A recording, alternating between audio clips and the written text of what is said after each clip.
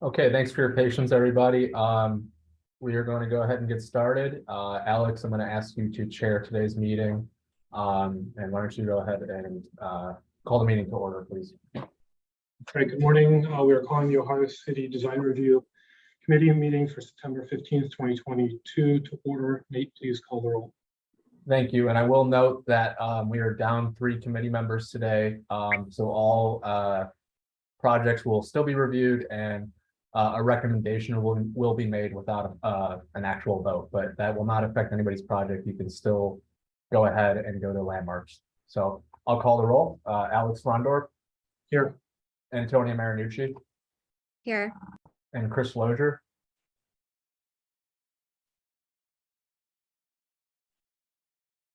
Chris Lozier. Here. Fantastic. Thanks, Chris. Okay, so the first project on the agenda today is Urban Community School signage. This is at 4725 Lorraine Avenue, and Eric Kramer is here to speak to this. Eric, go ahead. Good morning. Thank you for your time. What we are proposing or being asked to do by the Urban Community School is they would like to replace the signage that is currently on the building with this new set of lettering that you see here on page 2 with the donor's name on it. The Urban Community School portion becomes smaller than what was the original sign, but the original sign had no contrast. You had silver letters on a yellow brick wall. That's page, I think that's 7. That shows the original signage. One more there. So it really doesn't stand out. Urban Community School intends to remove that signage themselves. If the approval for us to put up the new signage on the red brick building, which would give them a greater contrast and add the donor name.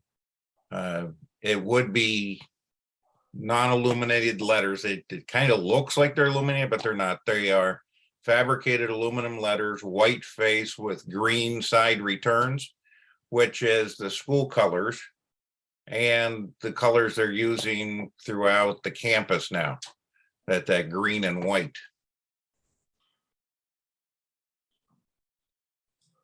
And how will the sign, how will the lettering be mounted to the brick facade? So the lettering would have aluminum studs attached to the back of the channel letters, and then we put a pattern on the wall with the knowledge that we're trying to put everything into the mortar joint. So we'll drill holes into the mortar joint to align with the studs on the back of the letters, and then they'll be siliconed into place. So they'll be basically glued into the mortar. Typical type installation for fabricated aluminum letters. Okay. And the existing sign that is being removed, is that anchored into mortar, or how is that presently anchored, you know? It should be anchored the same way, because I don't see any face screws going through it, so there should be studs in the back going into the masonry. Okay. And will that be those holes be plugged and repaired from the old sign? I would believe that the school would do that, yes. Okay. All right, I don't have any other questions. Chris, Antonia? My only question is, and I know that there's a broader wayfinding package because they're installing all of the signage right now. Is there going to be new signage at the plaza that's between Metro and the beige building that currently has the signage? So yeah, they created that plaza out of the old street that was there. Correct. So is there West 48th Street? Yeah, I don't know if you're involved with the round of wayfinding that we reviewed maybe 2 years ago that's being installed right now. I just want to I guess it might not even be a question for you then, just making sure that there is some sort of delineation that this is the school. Correct. And this is the school. Then we have that plaza, and then we have Metro. And Metro has signage. they are intending to put something in that plaza, but they haven't determined what, possibly just banner poles. Okay, There is also confusion that I'm trying to work with them out as to how do you get to the school? right. So, yeah, my kids go here. That's why I'm like, just thinking, I know how it feels to move through. I'm not opposed at all on what you're presenting. This is almost just like a additive question slash topic of conversation to be considering. It's just that making sure that we know which building is which. What's the school, Correct. what's the health campus, where you're headed from Lorraine. To sort of And just make sure that there's there's wayfinding, placemaking signage. That's the tricky one, is to get from Lorraine onto West 47th to get into the parking lot. Correct. Yep. Around urban squash there, and we're trying to work out something that will be coming to the board eventually Okay. on how to direct commuters to that lot. Yeah, it is kind of like you have to know where you're going when you get there, at the moment.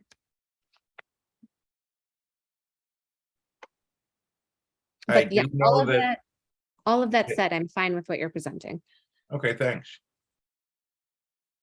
Yeah, I think the only question that I have is, and I think it's on the document, but the depth of the letters, the urban community school letters are 4 inches deep, and the donor piece is 3 inches deep. Correct. So the donor is smaller and thinner.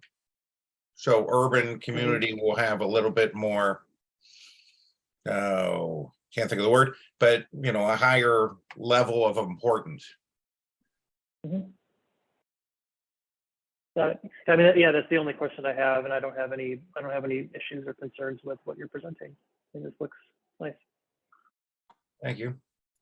All right, so Eric, we're in a bit of an odd posture here where we do not have quorum to make and pass motions. But for clarity, for Nate and yourself, what we're going to do is put our recommendations here on the record. And I'm just going to ask Chris and Antonia if they agree with those, so there's some clarity, even though it's not a formal motion. So we recommend approving the signage as presented, with the understanding that it'll be mounted to the mortar and not to the brick, and that upon removal of the old sign, that the mortar holes be properly plugged and repaired on that facade. Chris, Antonia, did I miss anything? No, I agree. Okay, so Eric, those are our I agree. recommendations sent down to Landmarks. Thank you. Hey, Nate, you can call the next one. All right, great. Thank you, Eric. Our next project is Antonia Marinucci's project at 1870 West 44th Street. So Antonia, go ahead. Hello. This one is clients of mine. We're at the corner of John Avenue and West 44th Street, and today's proposal is some window modifications pertaining to their renovation, as well as paint. If you are not presenting, please mute yourself, or Nate, mute everyone but Antonia. Next slide, Nate. Okay, here's some photos of the existing condition. We do have 2 primary facades because we're at the corner. The front of the house faces West 44th, and the side where you kind of see that red fencing is John Avenue. The house itself is a pretty typical kind of 1860s Victorian. I think it's 1860s. It might be a little later, the original house. It saw a substantial gut renovation in, I believe it was 2003. So we're about 20 years old that it had been gut renovated by a previous owner. And what we're doing is seeking to now continue renovating for the my clients, who are a young couple with a young child. So they're just further renovating to kind of better suit for their family. And that includes some proposed window modifications and paint modifications. That's where we're at. So you can see, looking at the sort of straight elevation view, this is the south elevation which is along John Avenue. And we're proposing a removal of a double hung window on the second story towards the rear of the house, and the addition of 2 skylights. The skylights are in alignment with the first story windows below. Next slide, please.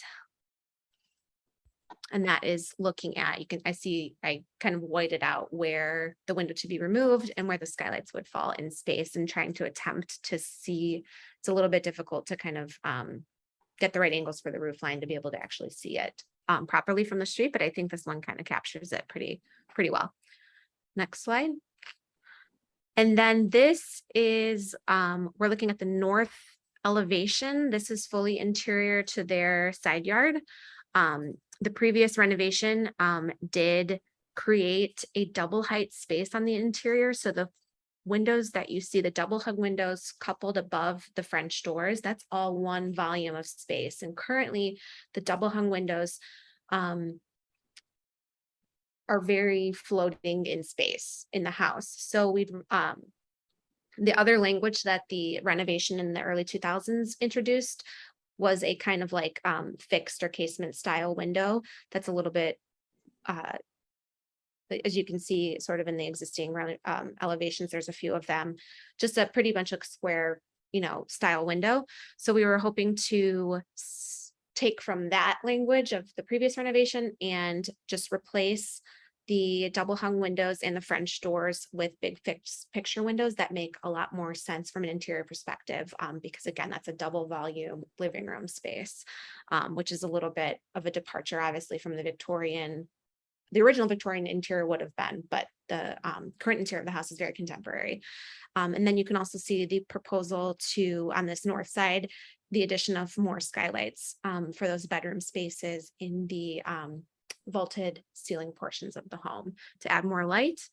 And then that towards the rear of the house, where there's 2 double hung windows, we're proposing just a little bit of a smaller casement style window in effectively the same location. And then there's a very small portion of the west elevation, which is the rear of the house, where there's big sliding glass doors, and we are just wanting to go down to a picture window at the rear. And again, all of these elevations fall within the interior of the property. Next slide, please. And here is illustrating those areas. So I wanted to try to capture the best I could of what of that north facade we can see from West 44th. There's a lot of foliage at the moment. And so you can kind of see again where I've tried to like highlight in white the 2 main changes that are towards the front of the house, which would be the double hung windows and the French doors to switch to a fixed casement window of the same sizes. And then you can see these are from the backyard photos are the interior side of just taken from the interior, so you can see what the current facade looks like. And it's a little hard to see, at least on my screen. The most rear portion was an addition during that 2000s renovation. So the cladding in that area is hardy board. It's in pretty good condition. The paint has held up nicely on that addition. On the main body of the house, there's a pretty good amount of paint chipping on the historic cladding. So that is part of the impetus of wanting to kind of address the painting when we're in this phase of renovation, especially on this north facade. Next slide. For paint colors, and I apologize, the rendering is looking very ill-defined on my screen, so I don't know how it's looking for you guys. We're proposing the roof is currently just like a dark weathered brown. The roof is in good condition. We're not changing in the roof, but for body, we're proposing a Mount Etna, inkwell for the sticking, underseas for the accent and highlight color. There is a front porch column that would, on the rings, get that underseas color, as well as there's a really beautiful flowering detail in the front facade windows that would receive that as well. The current house has black aluminum clad wood windows from that 2000s renovation. We would propose the same for the new windows that are affected. And any window that did not go over is to stay as is. So existing windows to remain elsewhere. And then the front door, we're proposing this mossy, kind of earthy green color, that just really spoke to the clients. I didn't render the front facade, but that would be used there. So that is, I think, the last page. So I'd love both your comments on this one. I think it looks great. How, when you remove a window and you're going to be covering it back up with the same material, how will that be done? Are you taking off adjacent pieces so that there's not one seam so you can tell clearly where a Yeah. window was? Okay. It would be specified as, and I think on that portion, because from what I can tell, that is original or close to original wood cladding versus hardy board. I would specify that we will have that be wood to match the existing exposure and profile and to be appropriately feathered, so that when it's repainted, you ideally would never know that we had removed a window. We're not gonna like cut and cobble. And I have no problems with the skylights where you've placed them or their existence. And all the windows that will be added are aluminum clad wood windows. And my only critique is I think the color is a little on the dark side, but I don't feel all that strongly about it. But Cleveland's a dark place 6 months of the year. But you've heard me say that before, so I know I'm like, my clients want what they want, so I'm here. We've gone through a bunch of different iterations of color for them, and this is what's speaking the most to them. So of course I'm going to advocate for what they want first. Okay. But noted. I don't think there's anything else. Chris, what do you have? So I think the colors look good. I don't necessarily mind the dark colors. I don't have any issues at all with the window reconfigurations on the north side of the house. I noticed that so as part of this sort of redesign, you're removing a number of doors that lead out to the yard. I'm assuming that all makes sense with what's going on the inside. So I really don't have any issues with that. The only hesitation that I have on the south side of the house is removing that window. Creates right now, that part of the house has a nice balance sort of on the second floor to the first floor. And I just want to I don't, that wouldn't necessarily stop me from approving this, but I think that there's, I guess, what's the reason for getting rid of that particular window and replacing it with the two skylights? Is there like yeah. Nate, can you go up to the up one more. Next elevations, those south elevations. Okay. When the addition was made, you can see on the left, like plan left, is the addition that was done in the 2002, 2003 renovation. They chose to make, which I don't disagree with, to be deferential to the historic house. They chose that the roof line is lower. That creates a really limiting amount of headspace in that rear portion of the house. Currently, there is a bathroom on the interior that's within that portion, and the head heights, it's just really not making sense for a bathroom in terms of head height and clearances. So the idea is that we wanted to pull the bathroom out of that space and back into the main body of the house where we have more head height. And then it just created a really difficult set of criteria to incorporate the window into a bathroom in that spot. I apologize, I didn't include plans because I try to keep things lean and like moving. No, I get it. But that's what it is. So the swap out, and then to further complicate it, like the door between the bedroom space that's at the lower ceiling height and the adjacent space that we're trying to move the bathroom into, you can only really have it in one spot because of those conflicting ceiling heights without creating like a hobbit door. It's just we'll say that the renovation that was done in the early 2000s is not what I would have done. So that is, and I don't disagree that there is, I do think that both the window pattern that you see on this was modified during that time. So they did purposefully create that rhythm. And it does have a really nice rhythm to it. And so I'm trying to manipulate softly and get us to a point No, where I- it works from an interior and doesn't offend us from the exterior. No, and I had assumed that there was something like that going on that side of the wall where, you know, it was in conflict with whatever the programming was on the inside of the house. I think that removing it completely probably makes the most sense, other than like putting a window up high or doing something other than that. I think removing it completely makes more sense than trying to, you know, push something else there to have some Yeah. light in that And I position. I went through like, do we do the like a half, like that square half? Yeah. Do we do a smaller double hung like you see on the porch area? I went through all these iterations and this ended up Mhm. feeling most cohesive and balanced ultimately, then without feeling like that we had like a little weird situation or even shifting it left and right and out of that alignment and threw it off balance.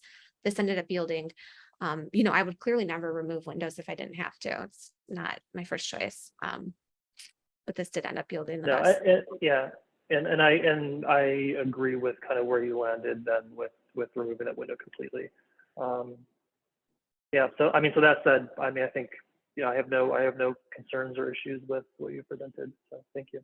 Cool. Thanks for the feedback. I mean, Nate or Carl, we pretty much just keep it at that, right? For me. That's for me. We don't have quorum. So I don't need to, is it you, Antonia? I don't need to reiterate what we all just said. You get it. And Nate, any questions? No, I believe this would just be pretty straightforward recommendation for approval. Okay. All right. I have nothing further to add, and we can call the next agenda item. Okay, so our next agenda item is at 4500 Lorraine. This is a facade renovation or restoration, I believe. So David Manette is here to speak to this, and David, go ahead whenever you're ready. Dave Monet of Monet Architects, and I believe the building owner is also on the audio. I think I saw his number on there. I am, yeah, I'm on the audio. I can't figure out the computer part of it, so this is as good as it gets for me. Gonna let Jim here do a quick introduction, then I'll get into kind of how our design has progressed. Sure, yeah, Jim Makito. I own the neighboring building, Forest City Shuffleboard. I've known the Australians for quite a long time. I reached out to them a few weeks ago, and obviously they had plans to demo the building. That is not our intention. Our intention is to try to save the building and restore it to its former glory. I will just say this, I lose sleep daily about this building, because if this thing were to fall in on its own, which is, I would argue it's very close, I'm not sure I could spiritually, mentally, and physically, emotionally recover from it because of the damage it would do to my little shuffleboard building there. So anyways, all that aside, I'll let David take it from here to kind of show you what it is we had in mind to do. And like I said, just to try to restore it to its former glory while keeping in a lot of, obviously, its current elements and details in place. All right, thanks, Jim. So yeah, as you said, you know, we're looking to restore this one back as best we can. The current condition has it bowing out on the Lorraine Avenue elevation, pretty much above what seems to be the historic lintel mark, where on the elevation you can see this Soldier Course Pond location. That seems to be in pretty good shape on that front there, as the bow kind of is more centered around that center second floor window. And then, you know, as we work with the building, you know, there was a storefront renovation at some point along the history of the building with this kind of odd stacked bond, new called a Steinband board, or where a transom might have been, or where the glass would have continued up to the old lintel, and exposed I-beam detail and some windows below. And then a nice painted brick. I was able to pull up these old street view shots of the white version of brick that appears to be painted. It has since been painted red, and there's a lot of scaffolding kind of to protect people on the sidewalk right now. So went into the street view to get a little bit more of that historic look to try and get an understanding for this building. So what we're looking that needs to be done is that entire facade, we're going to kind of pull down piece by piece. Looks like, once again, most of the lintels on this face seem to be okay, that if we can, you know, kind of reuse them as an existing to understand and keep the openings that seem to be there, and then take back the detailing of the storefront as it wraps the corner. On the West 45th elevation photo, you can kind of see there's, just to the right of the storefront, there's a little bit of a sandstone cap and a little bit of a sandstone base, kind of a faux column look at that side of the storefront, that we felt that would more likely be reflected around the front of the building, as you know, as we've seen in some other storefronts. I think actually across the street is a pretty good example of similar, you know, cast stone or sandstone and bond detailing that is reflected around the front. So using that as a guide, kind of seeing that one knot on the side there, we figured that would be the best way to, or what would most likely have been there as we wrap the corner. So we're proposing bringing that detailing for the stone cap and brick detailing columns, kind of casing the storefront. We're working on a brick match from above because we're realizing we're probably not going to be able to save most of that brick as it comes down. We had some Charlie over at Thomas Brick we've worked with on many projects, working on getting some stone matches. We have a decent color, but the brick itself does need a cleaning. So we want to kind of progress, clean that up as we refine what that brick match would be for the front to rebuild, as well as you know, just getting some cast stone to mimic the sandstone detailing that is the front.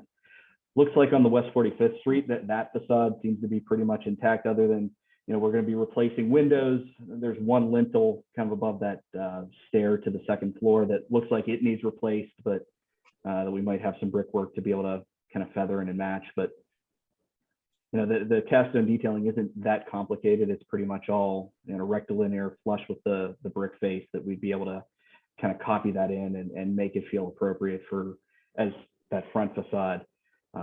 And then once again, down below, getting rid of the stack bond look, wanting to get as much light into the space. And we've seen in some other projects we've done, and I've seen in and around Cleveland and Lakewood, where I'm at, where we'd have that storefront glazing go full height back up to where that existing lintel would be. And then using kind of a standard Colonier, you know, architectural bronze glazing, get a scale that feels appropriate for the glass, bring that sandstone or cast stone fill back into play, matching the brick, and then maximizing lights with, you know, a nice big full light door on the front there. As we continue around the side, actually, if we go down the next page, my A2 sheet, you know, that once again, continuing around the side there, getting rid of that detailing. This facade, for the most part, should remain intact, once again, other than replacing the windows rather than some of these side sliding casements. Go back to what I would see more traditionally as a double hung look, do a clad kind of double hung window, once again taking that architectural or dark bronze look, so that ties that all in together with what would be the storefront as well. And then the biggest change we're seeing is that entry on the second floor towards the back there. Right now it's a 2'8" door with some wood detailing that's failing. I think my drawing probably shows the side lights a little grander than they are. They're actually half boarded up with some mailboxes nailed over top of them now. But we would like to give a 3-foot door, so make it a little bit more accessible, just a little bit easier for tenants going into that space and reflecting a simpler side light, and once again bringing the materials of the storefront there to tie it all together, but being able to maintain all the brick and nice stone detailing at that entrance otherwise, other than the kind of the failing wood on that facade. Sidewalk is also in kind of some grave need of repair, so it's already a nicely accessible building, but other than it needs some work there that will tie that in together, be able to have some nice flush entries that these tenant spaces on the first floor will be able to rent out nicely, have some good tenants to go in there and start using this building again, get some life back on this corner next to Forest City, which is already had a nice impact on this intersection here. Hope to make this building a next continuation of that project. So open it up if you guys have any questions. That's kind of the overall scope of what we're thinking for this project at the moment. I'll start by saying thank you for restoring this building. That's exactly what needed to happen all along. And I'm glad that it has new owners, and thank you for doing this hard work. My only main comments pertain to materiality primarily. With the windows, you were saying clad windows. Are you proposing aluminum clad wood windows or a different? Yes. Yeah. Okay. And for the brick, I know you said you don't have the brick chosen yet. I think I would like to see what that final brick selection is. And I'd also like to hear about the details for the mortar and how the mortar will be struck in rebuilding it. And then for the lintels, you were talking about cast stone or sandstone, a very strong preference for sandstone for real material. And my last question is, you're doing such a complete overhaul. The answer is probably no, but I ask it anyways. Are you going through the storefront renovation program at all? And this is so much more than a renovation, but I ask it for everyone. Yeah, I likely will not go through the storefront renovation program on this. Okay, all right. And Those a are, lot of it, and sorry, just a lot of it comes down to just the timing of this thing. Like I said, my whole goal is to, before winter hits here and more weather, get in there and, you know, cracking, et cetera, just try to get this thing stabilized. So it's mostly just a timing thing on the storefront side. I did it on a couple other buildings on Lorraine that I have, but I won't for this one. yeah, so my comments then boil down to just wanting to review the final material selections. And then I'll turn it over to Chris or Antonia. And I think Nate put a comment in that Marika has a comment that she'd like read in. Yeah, so I want to second Alex's comment. Thank you for taking this on. I live in this part of the neighborhood, and I drive, you know, up 45th to Lorraine every day, and I get concerned that the building is going to cave in. So thank you for taking this on, really. In addition to Alex's comments, I have a couple regarding some of the windows. I don't have any issues with moving from the caisson style to the double hung on the smaller ones. I would recommend paying a little bit more attention to the large storefront windows. I don't know that the two large windows in each of those openings seems quite, to me, it feels a little bit off. If you look across the street, I think you'll notice that there's a sort of a transom zone that helps to break down sort of the massiveness that you might want to take a look at. And also, I don't know if the intent was to sort of match the two windows being similar to a lot of the other sort of double, windows side by side on the upper portion, but I might look at breaking those up into three distinct windows versus just the two. It seems like disproportionately it looks a little bit too maybe out of scale with the rest of the other windows, how they're sort of broken down. But other than that, I mean, I think this is exactly what this what this poor building needs. So no other comments from me.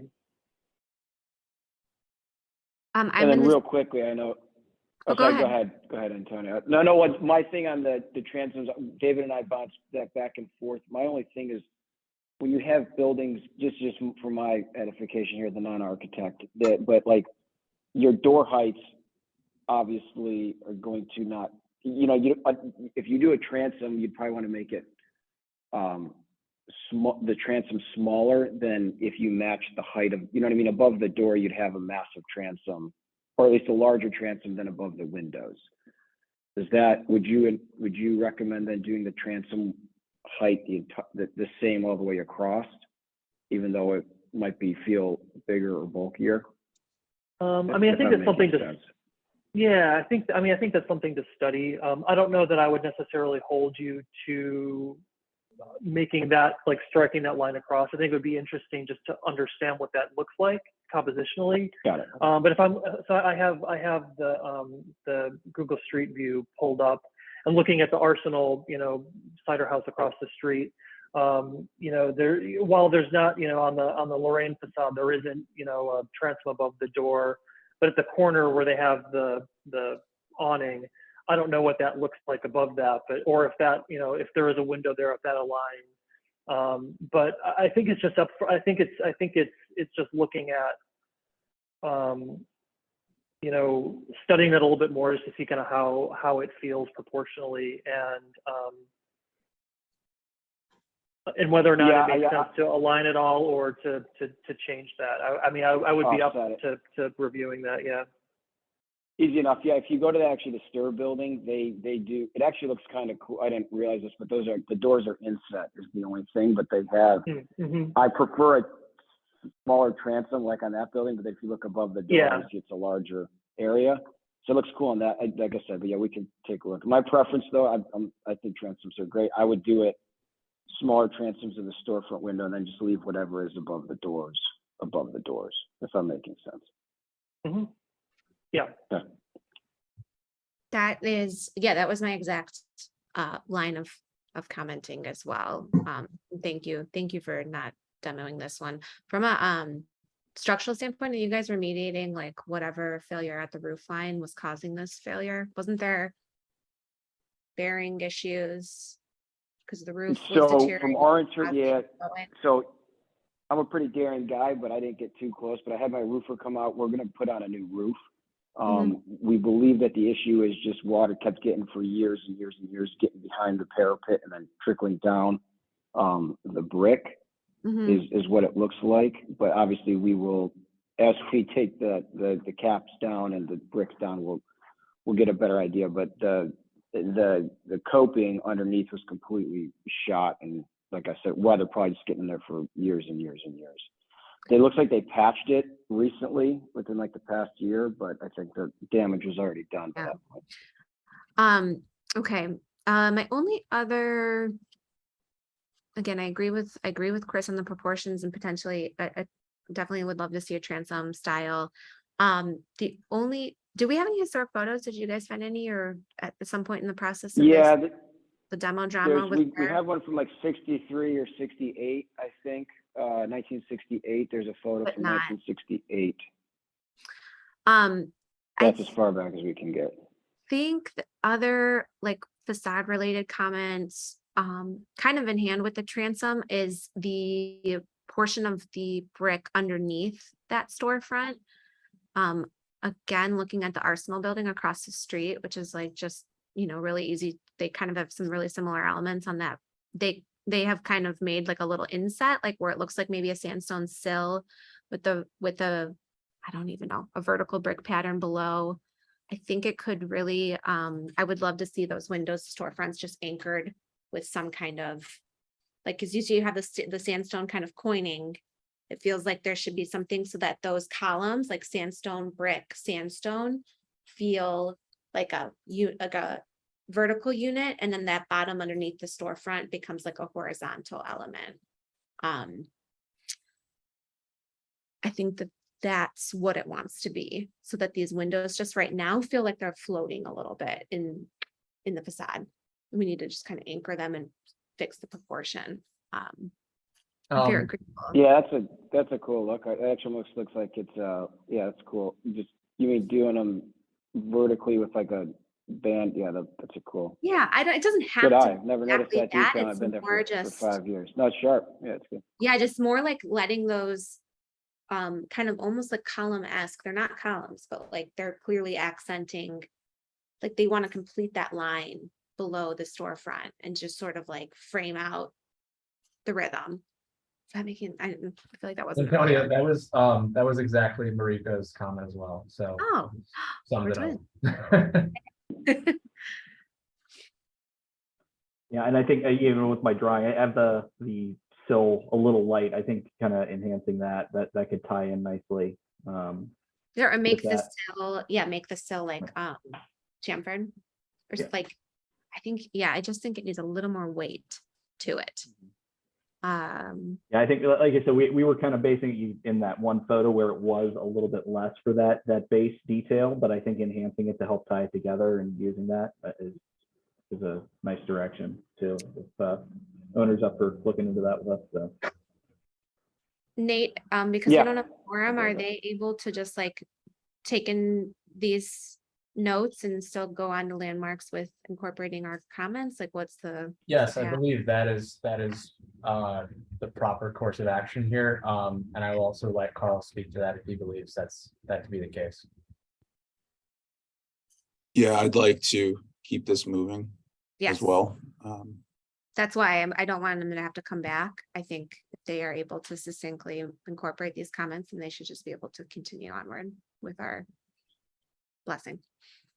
Thank you. No, I think, yeah, a lot of these make sense. It's been a fast moving project, so we always appreciate how the board's input and knowing the neighborhoods to be able to help us tie this in to make it the best possible project it can be. So I know, just touching back on the points, you know, we got the transom, looking at that, how that can maybe work a little bit better. Yeah, as Jim said, we were back and forth because we've seen some with the transoms break up depending on where that height actually was. So we can investigate that a little bit better, be able to show both examples kind of quickly, I think, on an elevation as we move forward with that. Yeah, the brick shouldn't be a problem. We can get back around with that. As I said, I just got some of the email samples from Thomas Brick the other day.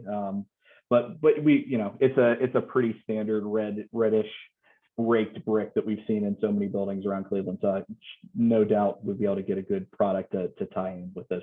We've found matches on weirder brick on other projects before, so I'll be happy to be able to provide that as well.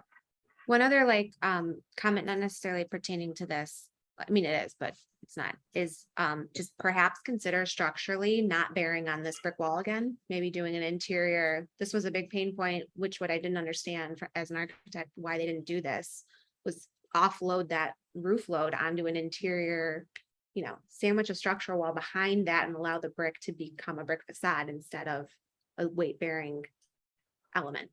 So Well, I think it looks like the actual roof might actually be parallel, but it's just the water damage that entered in there. Is it? So that I we, you know, recall that Yeah, they may have switched. I feel like there was evident, like they did prove that it was weight bearing because we did. I mean, this was a big fight, Okay. you know, Yeah. what was actually happening and why they couldn't really just fix it and needed to come down. So, but whatever, it's just more like, you know, do you, that's just what I would, that's what I'm like, why does it need to, I don't know. Just answer that question from the structural side was never felt like we got a good answer, but.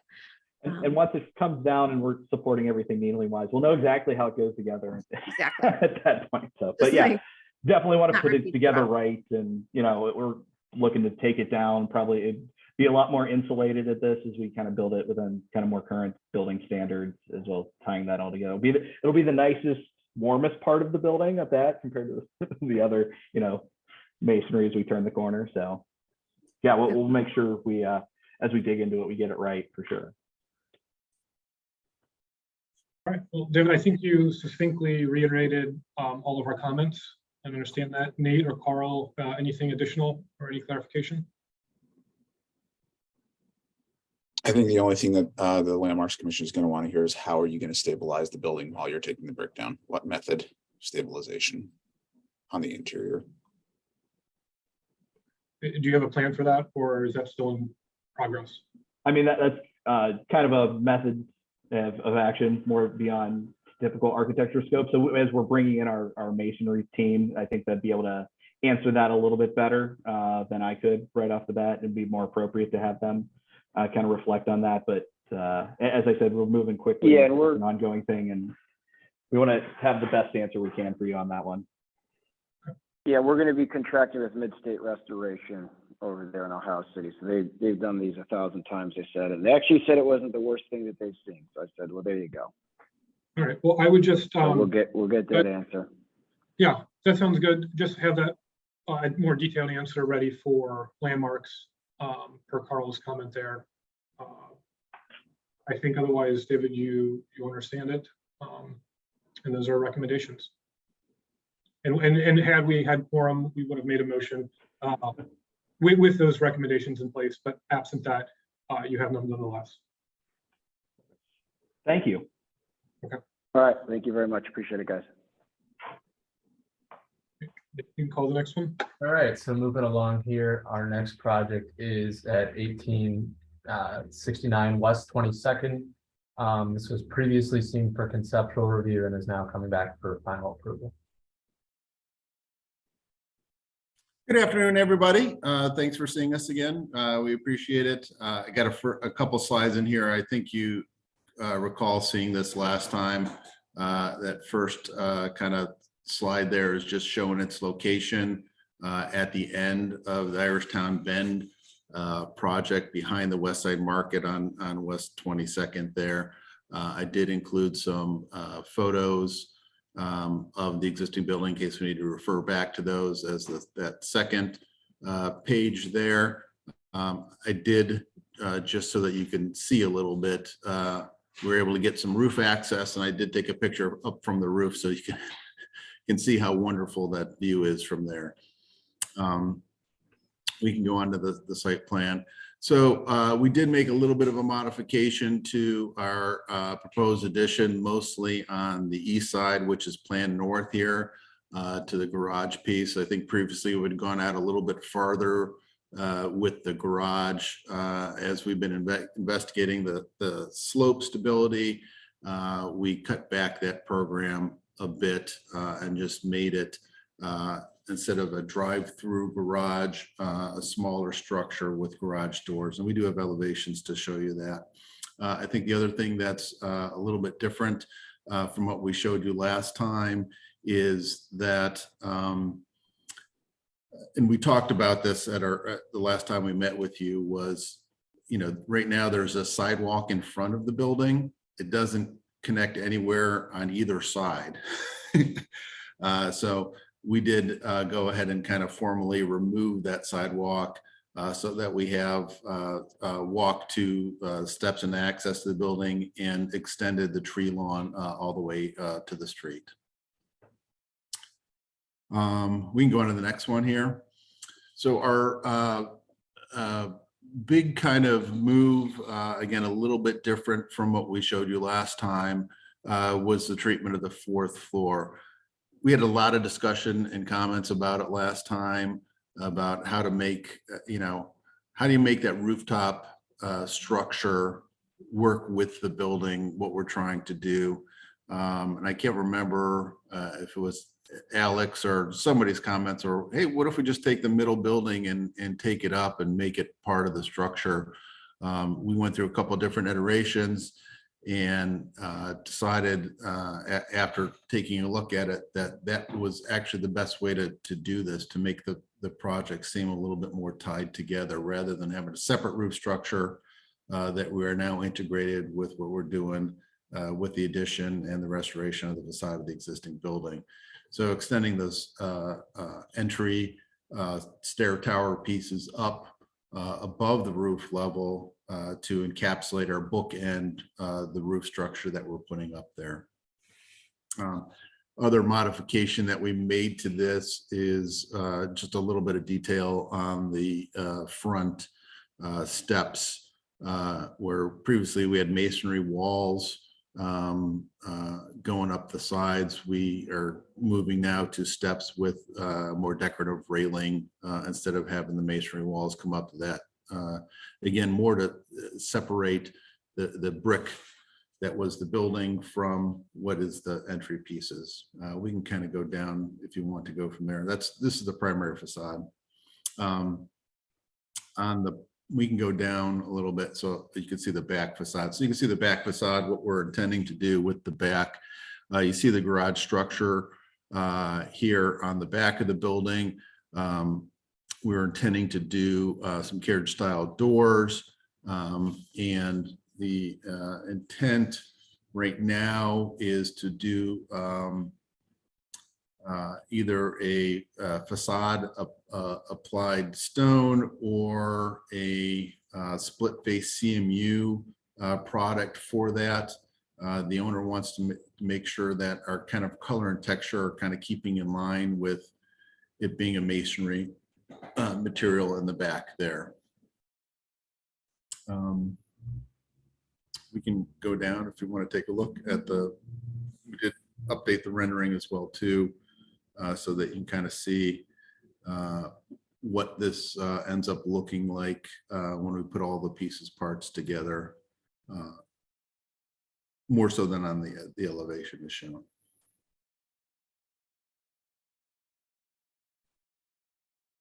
If that's the end of your presentation, I do have a written comment from one of our committee members who couldn't make it today, so I'll just go ahead and read that.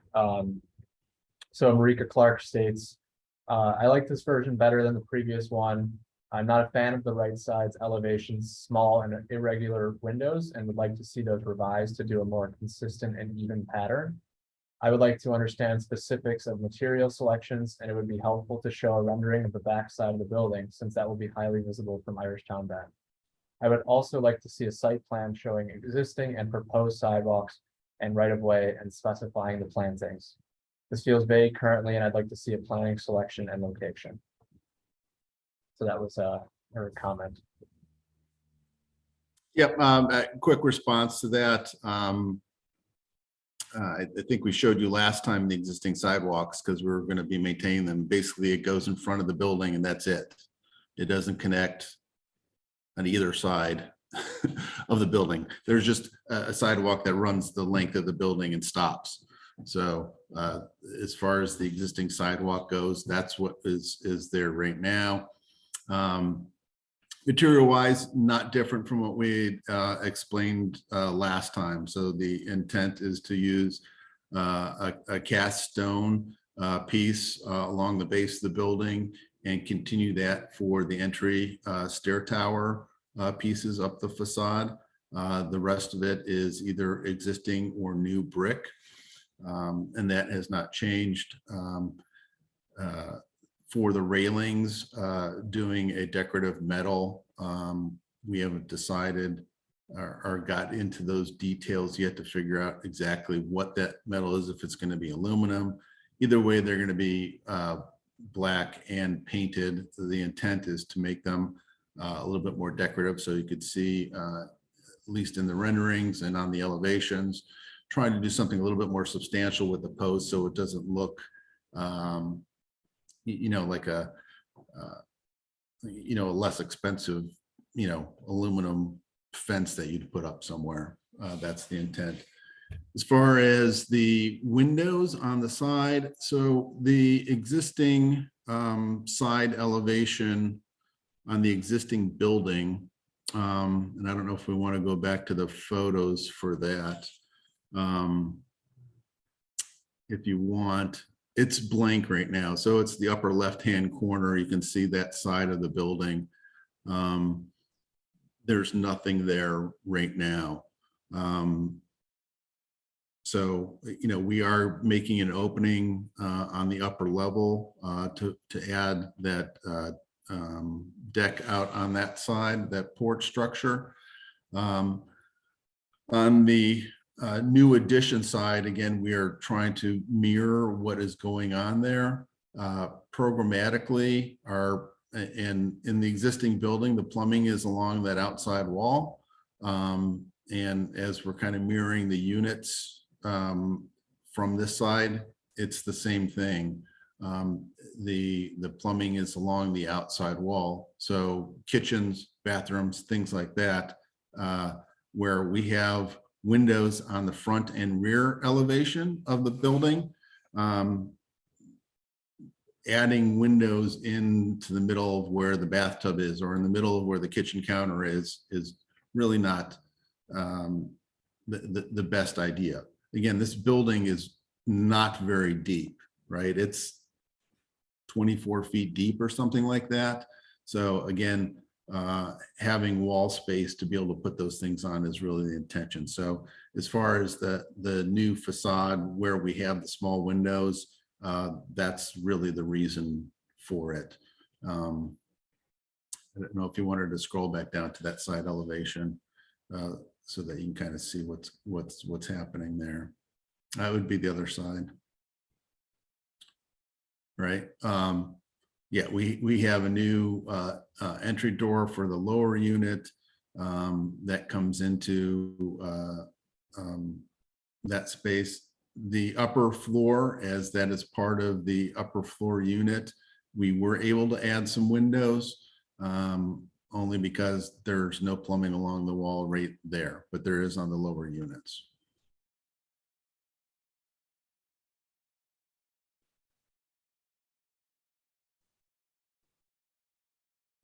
Thank you. I think you've addressed the majority of the comments made there. Does anybody else have any comments they'd like to provide? I can start if my colleagues are good with that. I do agree that I feel that this is an improvement. There are a few things that I still don't sit great with me. So I'll go through. First, I really do enjoy that black cornice element on the brick portions of the building. I think that that's something that does enhance, it can be additive, it feels authentic to what could be the style of the building while kind of, elevating it without being inauthentic to the architectural style, which was obviously very austere. So I do really enjoy that element. The elements that actually, I have a question. Is this going to be condos or apartments? Apartments. Okay, that was just curiosity for use. The elements I still struggle with a bit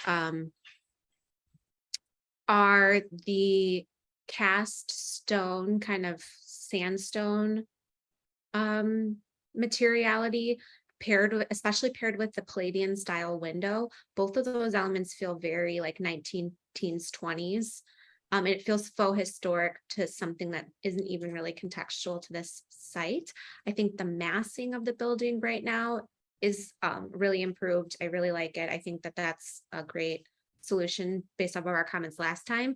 But those two stair tower kind of elements, or at least what they appear to be visually, are still a little inauthentic feeling to me.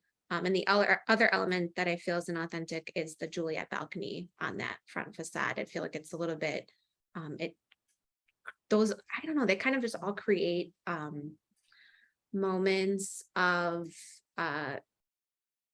focus that are a little, that are just not, that are architectural styles that really don't relate to the context. The other thing is I really appreciate on the rear of the building retaining what little tiny detail we do have on that top portion of the building and pulling it back and respecting that. But this could just be a just the way the rendering reads, kind of like, the line work all reads the same, but it does feel like the other proposed modifications are not necessarily deferential to that one element that we still have. I don't know if it's, Nate, can you go to the rear facade view? Because this rear facade is essentially going to be a primary facade facing the park, and is an important access point for the people who will live here. I don't know if it's just like the carriage door styles are a bit much. It feels like there's enough going on back here that one detail we have left is a little bit lost. And again, it could be the consequence of the rendering, like, just reading it flat as a facade, but I would love to see how that could be a little bit more deference to that, whether it's just paring back some of the detailing on that lower level. And again, perhaps revisiting that cast stone effect might help both of those, both by hesitation. I don't mind the Juliet balcony as much on the back, especially given your view and your, I don't know that I'd want to deny the users of this building some outdoor space that would really allow them to enjoy that incredible view. So just the other side in terms of the centered Juliet balcony. Okay.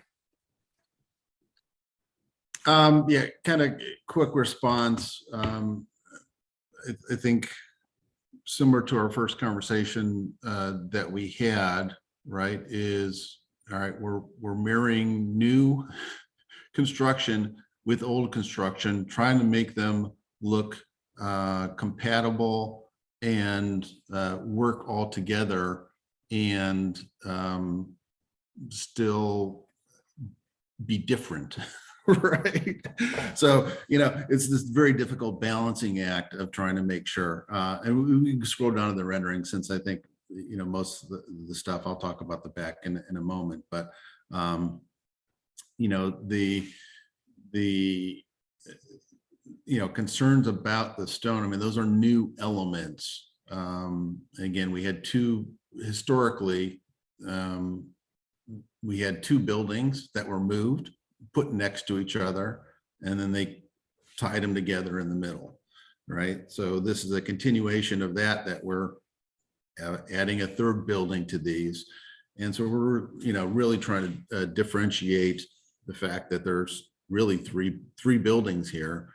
So it's a nod to the historic way it's put together. And then how do we match those together with that new construction of doing the cast stone? So I think material wise, I think it would be the wrong direction to say, hey, let's make this brick up on there. So I do think that the cast stone is appropriate from my point of view. Juliet balcony was a request from the owner who could not be here today. Apologize for that. We do have on the lower unit a walk out to the courtyard that we're adding to it.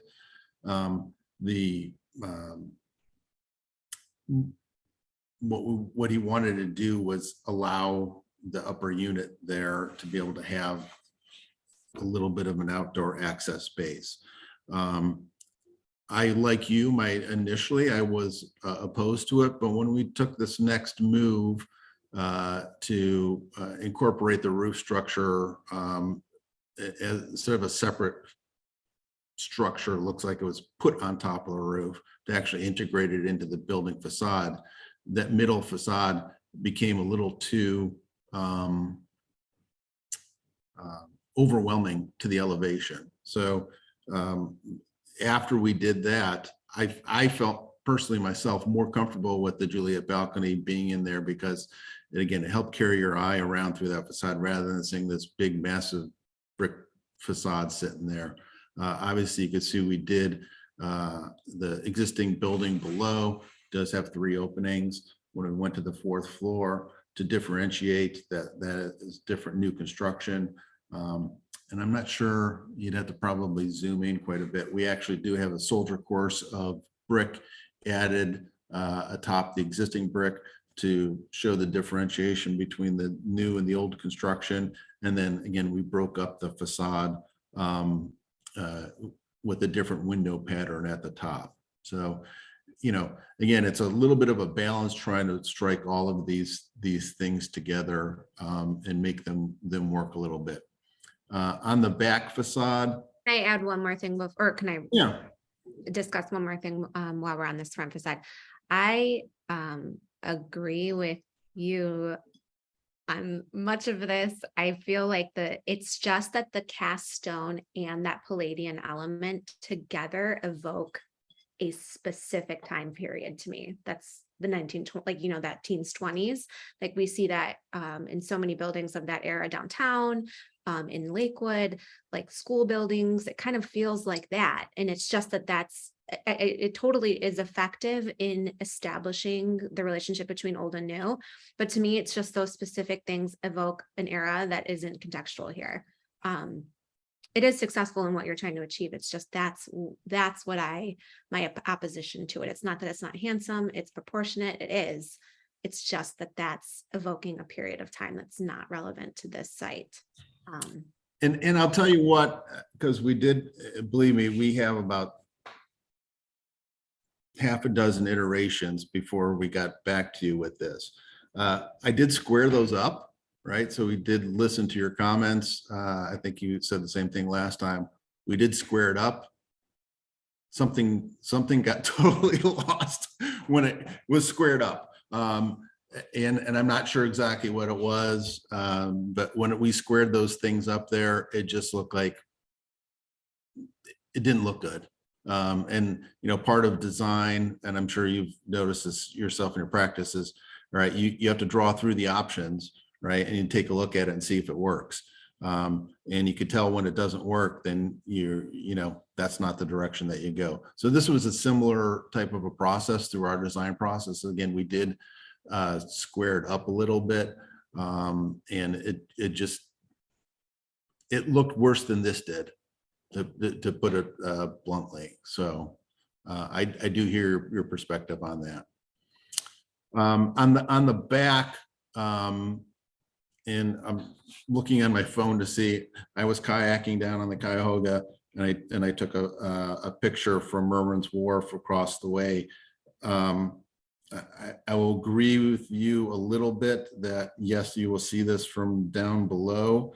You don't see much more than the top of the building though, just because of the slope of the hill, how this building is set back from the top of the hill. So it's not like anybody is going to be looking at it in elevation like we see it. I mean, you're going to see the top of the back of that building there.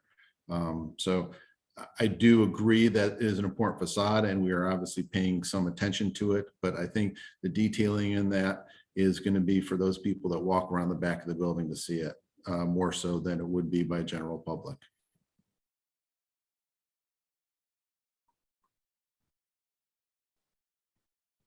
I might add a couple of Go ahead, Chris. comments. I will say that this is a big improvement over the last, and I can't say that I envy you trying to make a cohesive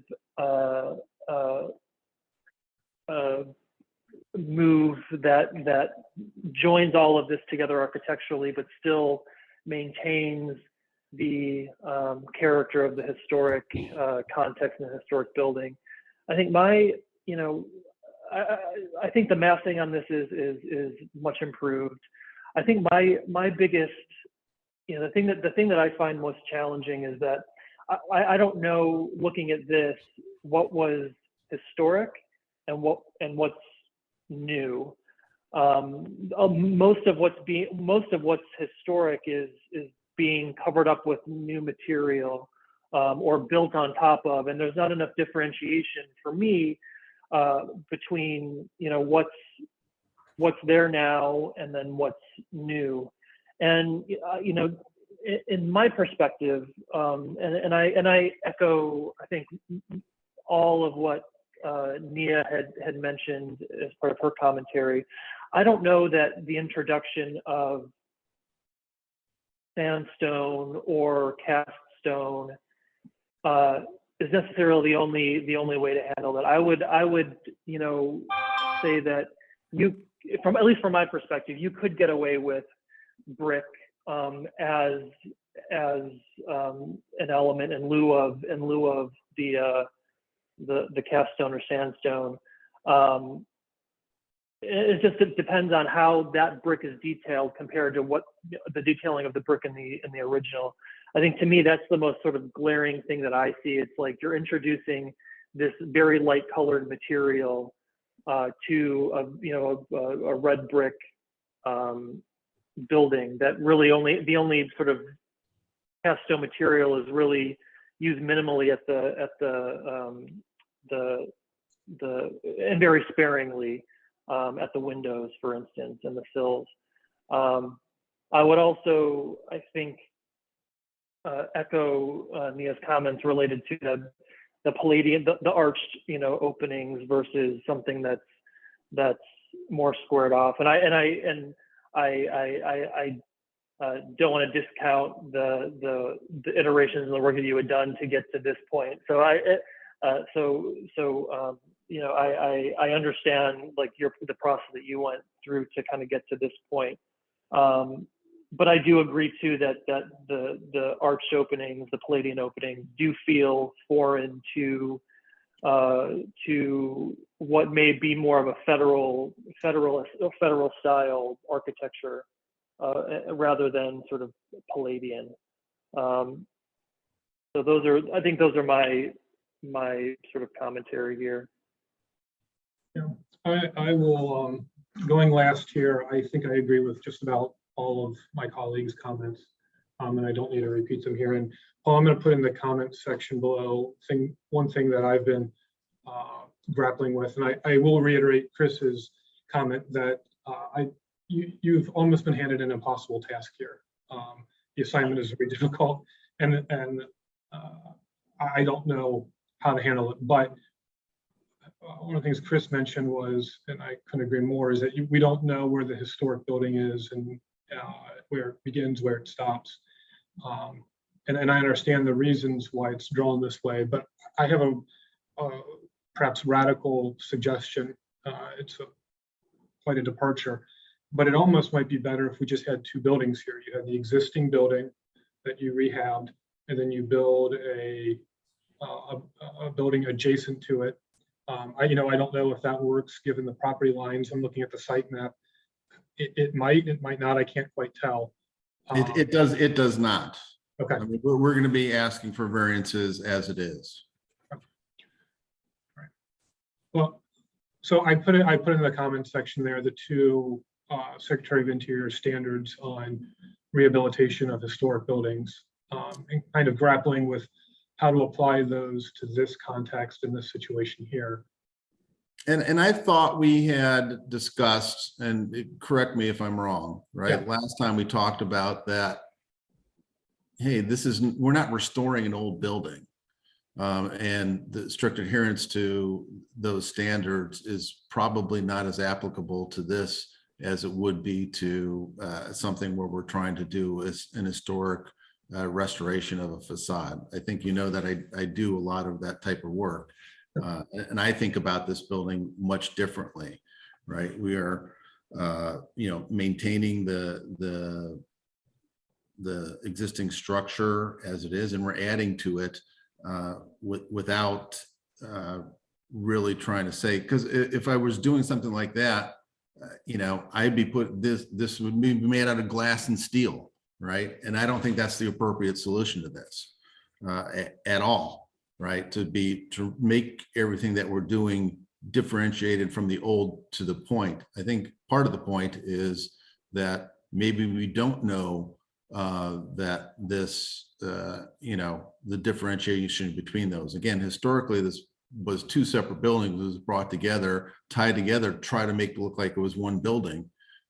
We're doing it at the next step in that process, right? We're doing an addition onto an existing two buildings and trying to make it look like one building.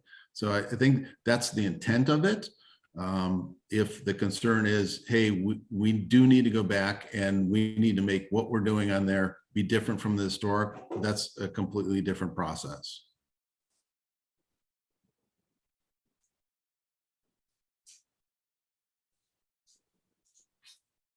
I think Carl had his hand raised. Yeah, Yeah. Paul? I'm just gonna add something here. We have to remember that this building is actually in the Market Square Historic District. So we have, and things blend over in this area because you do have three separate historic districts to look at. Is this, as it stands, a contributing building to the Market Square Historic District? Or is it creating its own context, being off to the side, out of view from everywhere? It's just something that I've been looking at and struggling with as well.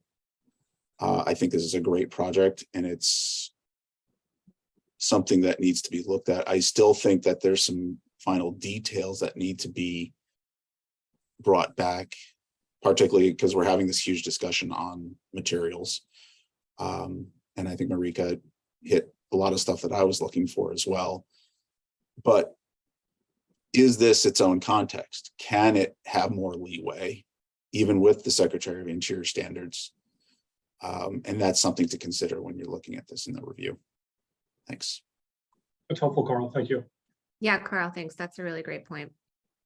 Let me share a couple of things with you. Just maybe this will help progress the conversation a little bit. If somebody could let me share. real quick, a couple quick things. So I could show you the squared off. I think we're not, Nate, are you not allowed to let anyone else share? I can't remember. Yeah, Paul, if you want to send that to my email, I can pull it up on the screen. That's all right then. It's probably not worth it. I mean, I think here's what I would tell you. I know that the owner, again, we went through that process, and he's not going to want to do the squared off ones. I mean, even if I sent it over to you, you're able to show it in there. That actually looks more federal than this does. It wasn't that great.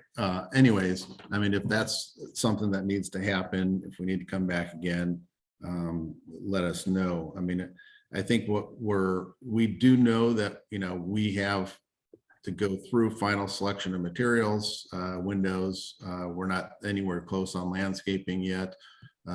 Just for your knowledge, the owner's representative, Brian, has engaged with the landscape architect that is doing the design for the Irishtown Bend and working with him. And so obviously they have a lot of work to do on a much bigger project, but they've agreed to work with us on this project. So that's going to be something that's going to come down the line if we have to come back to you next spring when we get that. If that's a condition, that's perfectly fine. Same thing with materials. As we're investigating if we're going to do natural stone or cast stone, those kind of things are going to be decided more so by cost and availability. So I don't have material samples to be able to show you at this point in time. So again, it's kind of more, hey, are we that far off that you need to punt us and we need to redream this whole thing up again? Or, hey, we're close. Let's condition a few things and we'll work through some of the details. I personally do not want you to be punted back to square one. I mean, I think we as Chris and I as architects really can understand the amount of work. I mean, we both know how much work we put into things before we get to this presentation point. So we don't ever doubt your effort there. No, I don't. I think Carl's, that was such a great point that Carl brought up. For me, the context of this building is that it's one of these last man standings of this really interesting history of this area. And the fact that it's been moved, it has this really quirky history. And I spoke on this last time you presented, so I don't need to go through it again. I think it feels a lot closer to me. I don't know has Landmark seen any iteration of this yet? Yes. And did they echo any of our comments, or was it different comments? Actually, they were a little bit more supportive of the first iteration. They had less concern about, I think last time we presented before you, we had a separate roof structure that had a mansard roof piece. Yeah, the mansard. Yes. And I do think this is a really big improvement over that. Yeah. I mean, also from the architect side, you can take our comments, you can integrate or not integrate them. You can take it to Landmarks and see what they say. Yeah. I've certainly rolled that dice and had it go in my client's favor too, where we didn't actually have to make any changes. So in fairness to the process, you can do that. I guess I can't speak for my colleagues. It doesn't feel that far off to me at this point. Yeah, let me second Nia's comments, and again, thanking Carl to put things a little bit more perspective. I don't think we're that far off here. I think it's more about finessing and fine tuning the materiality and the detailing of how all this comes together. Again, I'm not 100% sold, and this is just me personally, on the sandstone or cast stone. To me, it would feel, this building, and again, this is only my perspective, that if this was an all brick building, to me, it feels more cohesive then breaking it up into the different sections with the cast stone or sandstone. But that said, you know, I defer to my other colleagues on this and to you know, your final sort of iterations as things come together.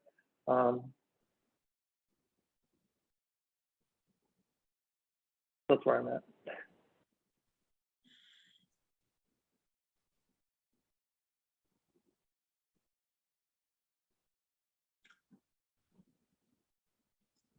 I'm probably the odd man out here, but I also don't have a good suggestion on how to remedy it.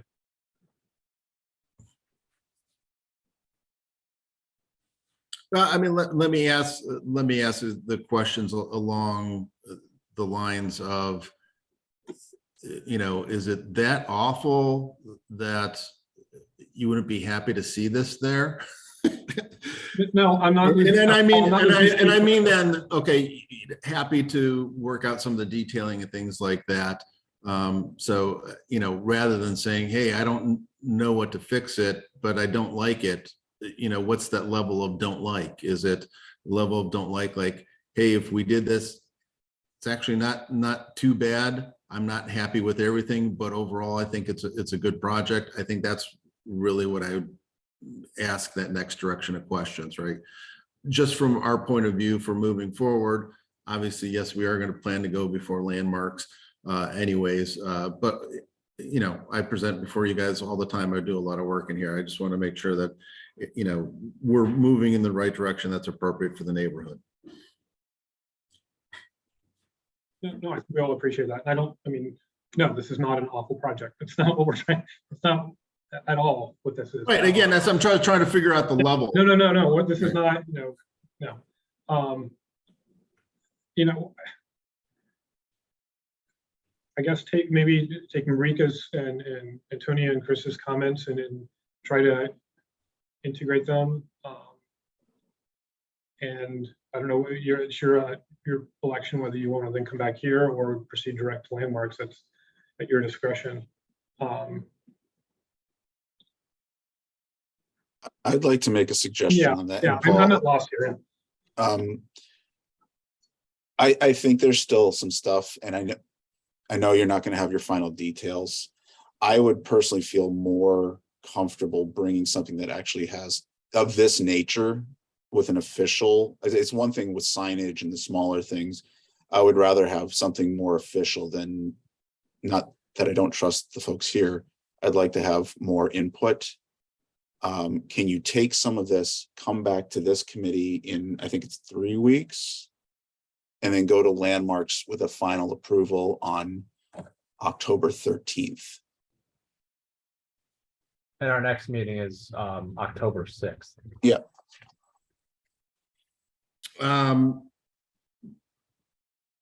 If the owner were here, he would say no. He would prefer to just let's go to landmarks and see what their comments are first. I can almost guarantee that's going to be the case. And again, what I don't want to do, the owner's going to say no, he wants to do the cast stone. So we're going to do an iteration of the cast stone, maybe change the detailing, get back in front of you. And if this committee doesn't like the cast stone in any way, shape, or form, we're still at a standstill.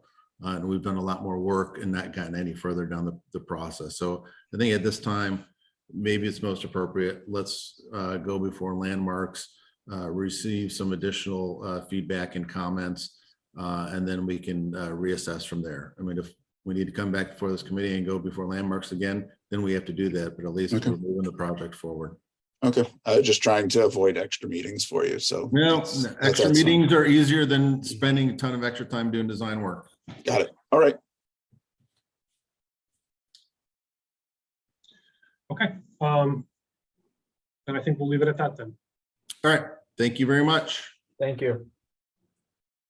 Our last project of the day is Bridgeworks, and I believe the team at LDA Architects is here to present this. So go ahead whenever you're ready.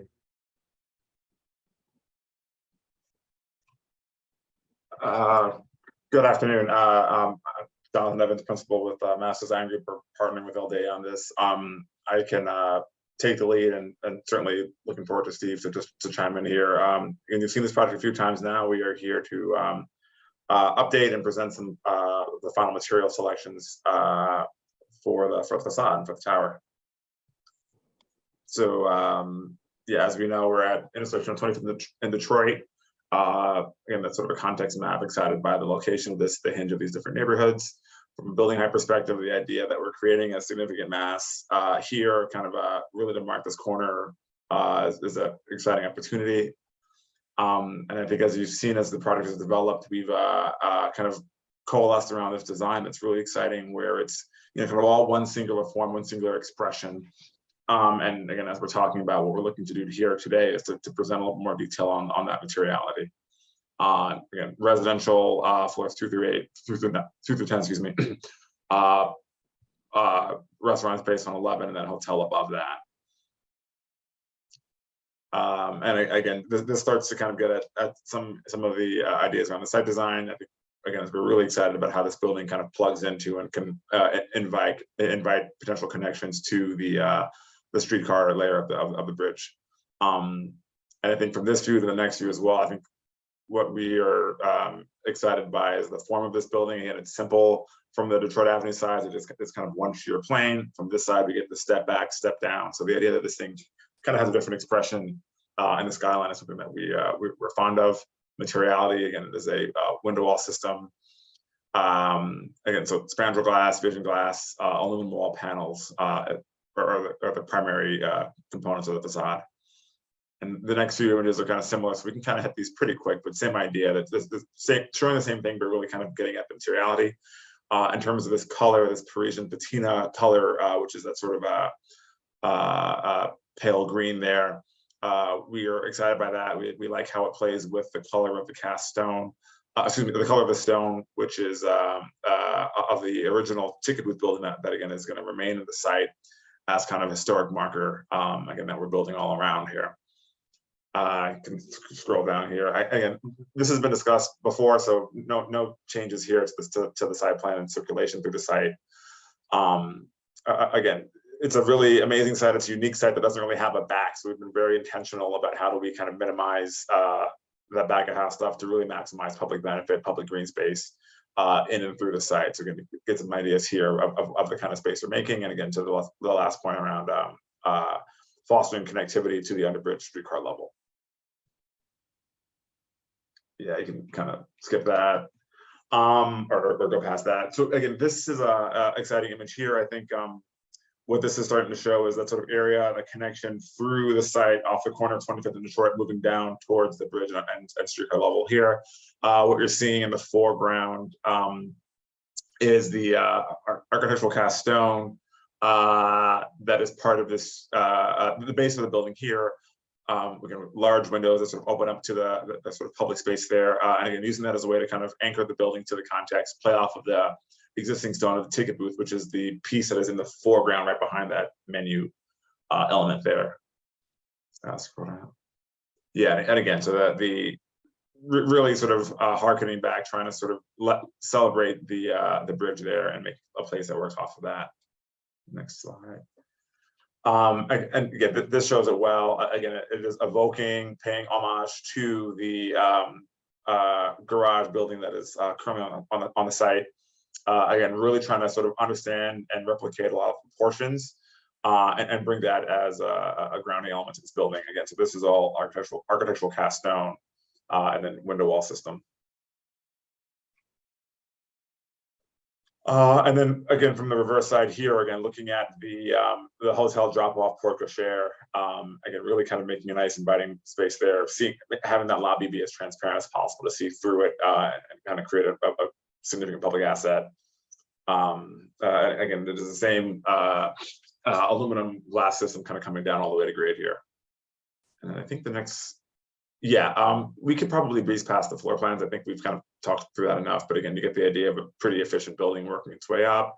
Again, this side is, again, they're all exciting. This side is really exciting. We like the sheerness of the facade here. Again, still playing with the subtle changes in depth and plane and how the window wall, vision glass, spandrel glass, and the aluminum wall panels all kind of come together to create interesting patterns on the facade. Again, a really iconic piece here that reflects the city back to it along the edge of the bridge. Again, same image at dusk. And then here again, turning the corner here, again, the step down here, in some ways it's a little evocative of the chapel there in the corner, really understanding how to, in some cases, the building, the breadth of the building sort of really stands tall. You can read the whole thing, and then aside, around the corner of this view here, really showing how the building is stepping down and trying to, again, be different things depending on the approach. Again, another shot here. I think these two renderings here are really helpful in seeing, again, the interplay of the vision glass, spandrel glass, and the wall panels. Again, trying to play with creating some interesting patterns that become a kind of iconic part of the skyline. And again, the way the glass will appear different daytime versus nighttime is something else that we're very cognizant of. And then the next few images here are helpful in really kind of, again, identifying the materials we're talking about here, as I've described, Parisian patina aluminum wall panels. Again, that is the color of the wall panels, as well as the sort of frame elements that you sort of see on the facade, the spandrel glass, the vision glass, and then again, as I mentioned before, the cast stone at the base of the building. And I think the next few images here, yeah, start to just show how those samples work on site, and I was actually put them next to the existing ticket booth building and really see how they play together, and understanding this all comes together to make a cohesive palette. And I believe that's it. Yeah.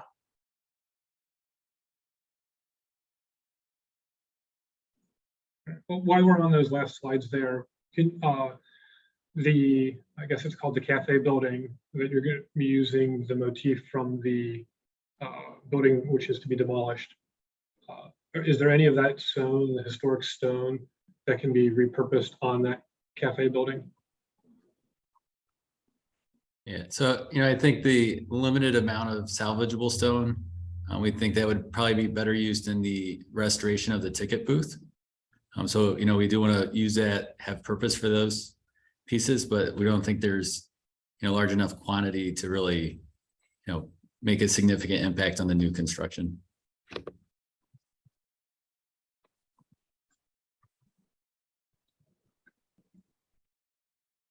Because of the condition of the existing stone, it can't be repurposed. Is that what you're?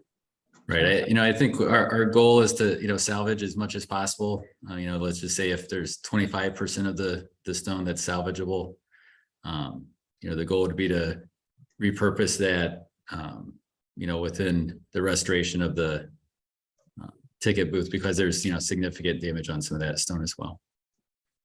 Yeah, we hired a masonry consultant, Alex, just to assess it, and it's in pretty bad shape. The other thing that, as we continue to work through the landscape, is there are other places that we can activate the stone that wouldn't necessarily be appropriate for a physical building, or backfilling what the restoration on the 1939 ticket booth. But is there ways that, as we look at the seating along the pedestrian way towards the underbridge, those are all things that we'll continue to explore. So what we're seeing there on the cafe building is the cast stone. Is that what's proposed? Correct.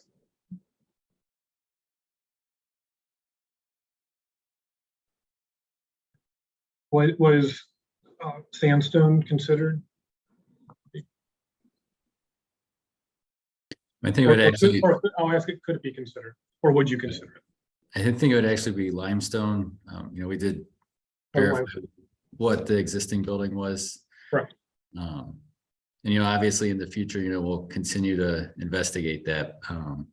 But initially the thought is that the cast stone will give us the most flexibility as to matching the existing colors.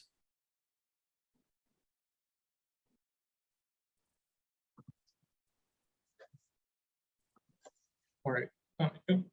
My preference, for a natural stone as opposed to a cast stone on that part, to replicate those elements. And then my other question is, are you seeking approval of the parking garage, or just the building itself? And the parking garage is a separate thing for later consideration. Yeah, we intend on coming back for the parking garage. Okay.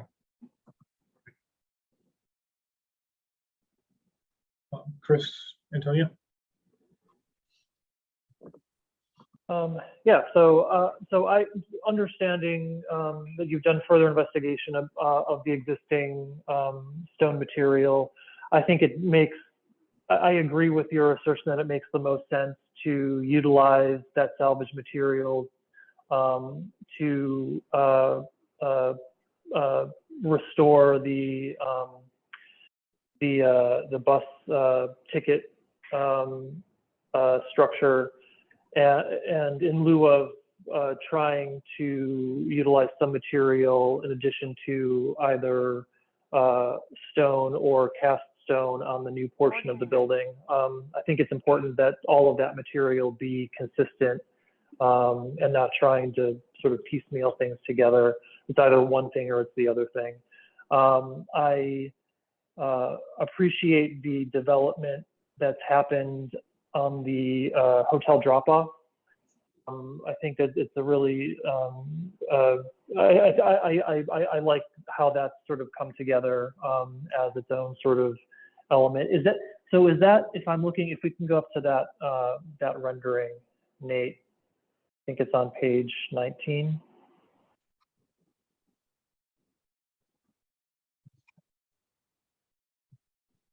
So thanks.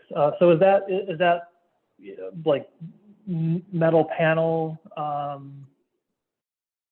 or is that like, or the column, or the column sort of tapered forms, or is that like a I-beam that's sort of tapered? Or I'm just trying to understand kind of how that's being read in this rendering.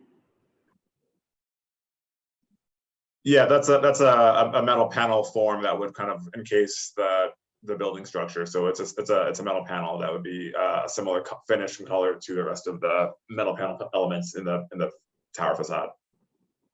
Gotcha.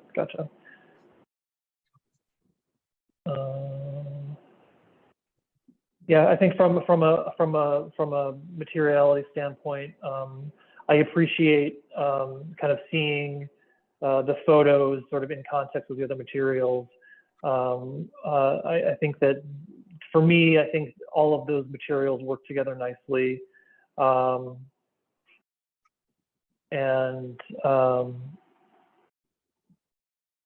I'm just paging through the renderings again, just if there's anything else that I wanted to pick up on. But no, and I think the public spaces that you sort of depicted, I think feel very nice. I like that they're, they feel of different scales depending on where you are. I think that the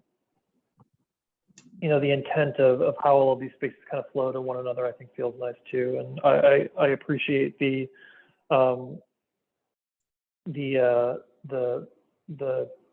talking about how that starts to pull you then into the lower bridge area. So yeah, anyway, those are my comments. I think that my colleagues,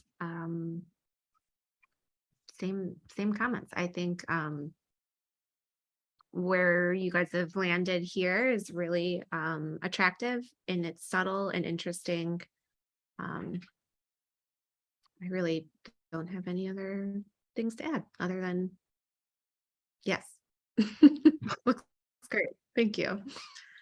And then Looking will there forward be- to more like what we're doing with the parking garage. Looking forward to some of those as well too. But yeah, I think you guys have landed on something really nice here. And then will there, in addition to the parking garage, will there be a landscaping plan that will be submitted at some future point?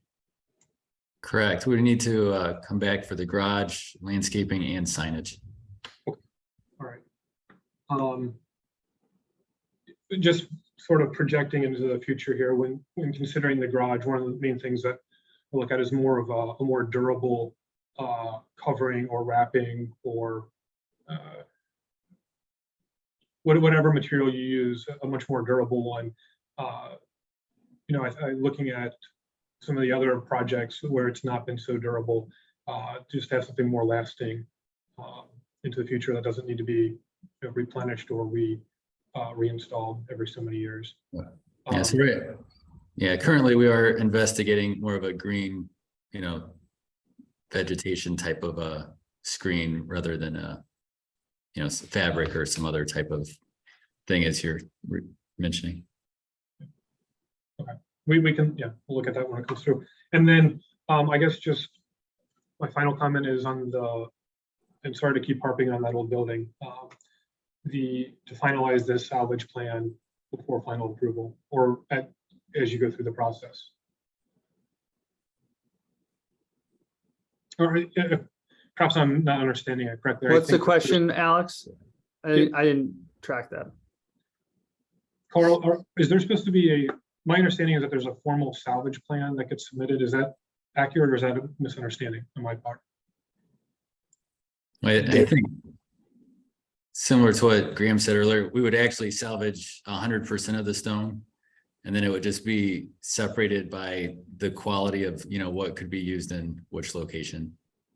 Because if nothing else, it could all be used within the landscape. Okay.